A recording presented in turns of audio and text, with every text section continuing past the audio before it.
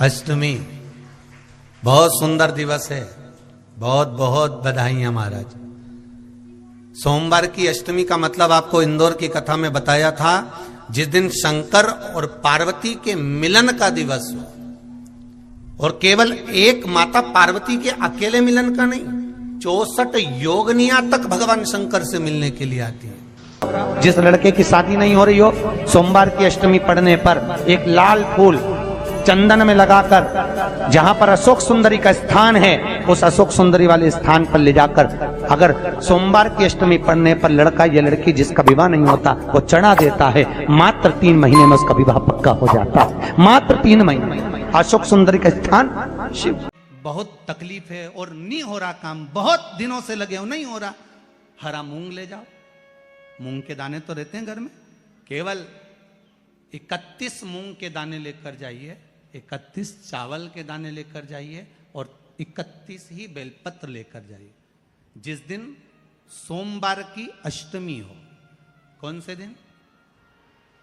सोमवार की अष्टमी हो, उस दिन शंकर जी के मंदिर में जाओ, 3 चीज लेकर जाओ, मूंग के दाने, चावल, बेलपत्र। चावल जो 31 लेकर गए हो, अपनी कामना कर कर शंकर जी की देहली पर रख दो, चौखट पर, कहीं पर भी एकांत में उसको रख दिया जाए। मूंग के जो दाने लेकर गए हो 31, वो नंदी के पास में, जो नंदी का पांव ऊंचा रहता है उस पांव के पास रख दीजिए।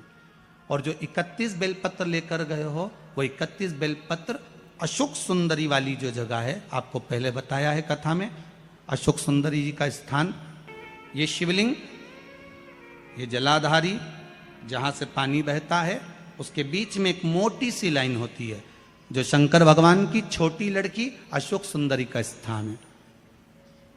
शिव जी के 13 बच्चे हैं, 13 बच्चे में सबसे छोटी लड़की अशोक सुंदरी यहीं पर विराजमान होती है, जहां से पानी नीचे गिरता है।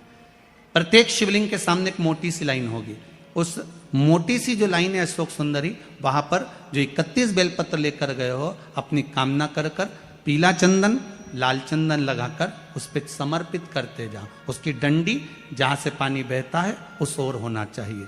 आप निवेदन कर कर देखो, एक सोमवार की अष्टमी पर कर कर देखना, दूसरी सोमवार की अष्टमी आएगी, अपने आप आपका काम हो गया होगा। बाबा से निवेदन तो करो, क्यों भटक रहे? एक मात्र शिव मंदिर में झाड़ू लगा रही हैं अहिल्याबाई,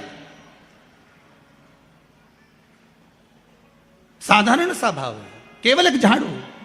कई लोग कहते हैं महाराज जी, आप कहते हो मंदिर में जाकर झाड़ू लगाओ, पोछा लगाओ, तो जो हमने मंदिर में रख रखा है, स्वीपर आदि कादिक जो भी सेवा करने वाला है, काम करने वाला है, वर्कर है, वो कर रहा है, तो हम क्यों करें? अरे भाई, एक बात याद रखना, आप सबसे पूछना चाहूंगा, आप लोग कहते हो कि मंदिर की सफाई जो वर्कर रखा है उसे करना चाहिए, मंदिर की सफाई जो पुजारी रखा है उसको करना चाहिए। मैं आपसे पूछना चाहता हूं कि आपके घर में जो तिजोरी है, दिवाली पे उसकी सफाई कौन करता है? नौकर करता है? अरे बोलते तो जाओ। नौकर करेगा? नहीं। वर्कर करेगा? नहीं। स्वीपर करेगा? नहीं।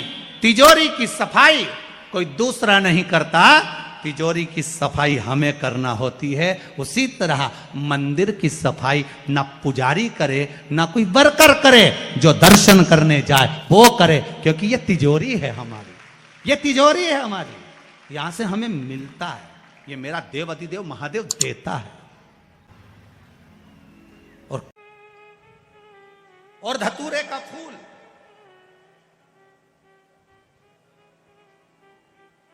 कांटे वाला धतूरा, और उसमें लगने वाला एक पुष्प। आस्था चैनल पर आप लोग देख रहे होंगे धतूरे के फूल का दर्शन।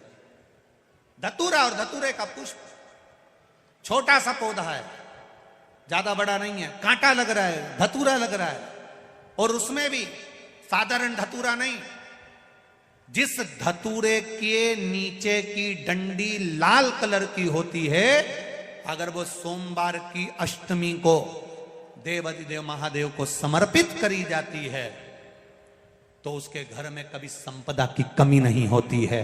वो धतूरा है, साधारण नहीं है। धतूरे में भी लाल डंडी, जैसे धतूरा गोल होता है उसके नीचे एक छोटी सी डंडी, देखा है आप लोगों ने? अरे देखी कि नहीं देखी बोलो? धतूरा देखा है ना?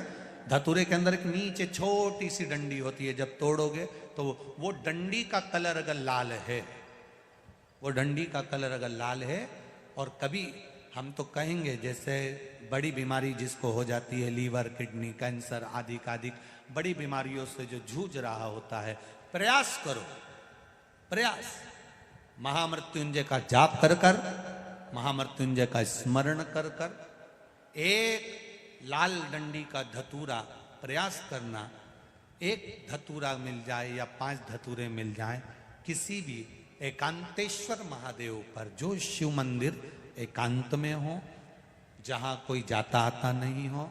वैसे तो अब बहुत मुश्किल है कि ऐसा मंदिर मिल जाए जहाँ कोई जाता आता नहीं हो, पहले की बात दूसरी है, अब बात दूसरी है। फिर भी कहीं आप रोड पे से निकल रहे हो, एकांतेश्वर महादेव अगर आपका दिख जाए, बहुत बीमारियों से ग्रसित हो, तो भी महामृत्युंजय जाप का स्मरण कर कर या किसी विद्वत ब्राह्मण जन से महामृत्युंजय मंत्र का जाप कराकर, या भगवान शिव के मंत्र का जाप स्वयं कर कर, वो भी ना बने तो पंचाक्षर मंत्र नमः शिवाय, षडाक्षर मंत्र ओम नमः शिवाय, या श्री शिवाय नमस्तुभ्यम जप कर वो लाल डंडी का धतूरा 5 एकांतेश्वर महादेव को आप समर्पित कर सकते हो। रोग थम जाएगा, जो दवाई खाओगे वो शरीर को लगना प्रारंभ हो जाएगी और आप स्वस्थ होना प्रारंभ हो जाएंगे। अगर बड़ा रोग है, देवी शंकर के मंदिर में जाओ, शिव जी का पूजन कर कर जब वापिस आओ, तो शंकर भगवान के मंदिर में जो बाहर नंदी बैठता है, उसके कानों में ओम नमः शिवाय बोलकर अपने मन की कामना उसके कानों में बोलकर आप आ जाइए, आपकी कामना 3 महीने में पूरी हो जाती है। नंदी के ईश्वर भगवान का स्मरण करिए। अगर 7 बेलपत्र आप शंकर को समर्पित करते हो तो 1 बेलपत्र नंदी भगवान पर भी अवश्य समर्पित करें। नंदीश्वर भगवान शिव को समर्पित, 1 बेलपत्र नंदीकेश्वर की ओर चढ़े। और बहुत ध्यान दीजिए महाराज, अगर कोई काम अटक रहा है, नहीं हो रहा, बहुत प्रयास करा, तो भगवान शंकर के मंदिर में 5 बेलपत्र चढ़ाइए। और शंकर भगवान की जो छोटी लड़की है अशोक सुंदरी, आपको बताया था ना अशोक सुंदरी का स्थान, भगवान शंकर की 6 लड़कियां हैं, उसमें से सबसे छोटी लड़की अशोक सुंदरी की जगह पर 1 बेलपत्र चढ़ाइए। फिर 1 बेलपत्र नंदीकेश्वर पर चढ़ाइए। और नंदीकेश्वर पर चढ़ाने के बाद भगवान शंकर के मंदिर के बाहर चौखट पर दिया लगा दीजिए साइड में, और फिर अपने घर पर आ जाइए, आपका कार्य सफल होना प्रारंभ हो जाएगा। नंदीकेश्वर भगवान नंदीकेश्वर का स्मरण कर लेने पर जीव आनंद सुख की अनुभूति करता है, आनंद सुख को पाता।